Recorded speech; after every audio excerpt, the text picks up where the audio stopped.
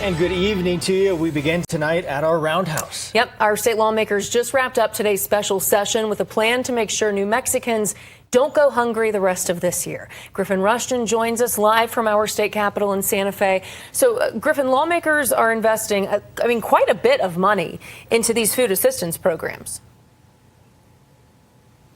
Yeah, close to $200 million. Democratic leadership tells us this is an assurance plan to make sure there's no more disruptions in SNAP benefits or food stamps until they return to Santa Fe for the 30-day legislative session in January, regardless of what's happening in Washington. There's been a lot of back and forth over federal SNAP funding during this government shutdown. The USDA halted its payments on November 1st, and then a judge ordered the agency to use its contingency funds.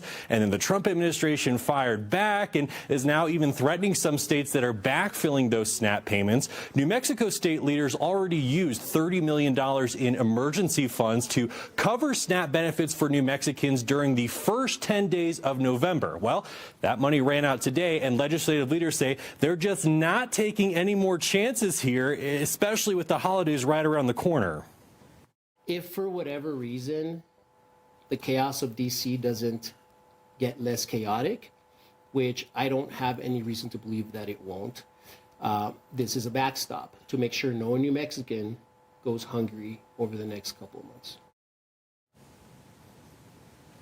State lawmakers introduced and approved one single bill today, first of which replenishing that $30 million emergency fund, and two, allocating $162 million in state money to cover SNAP benefits in New Mexico through January 20th or until the feds resume their payments. Now, Democratic leaders say a lot of that money is coming out of the state's health care authority. It's money the agency has not spent and was already on track to revert back into a state trust fund at the end of this year.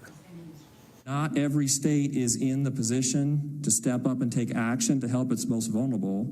New Mexico, though, has the ability to provide support in this moment. And I want to emphasize in this moment, because the changes that are coming are huge.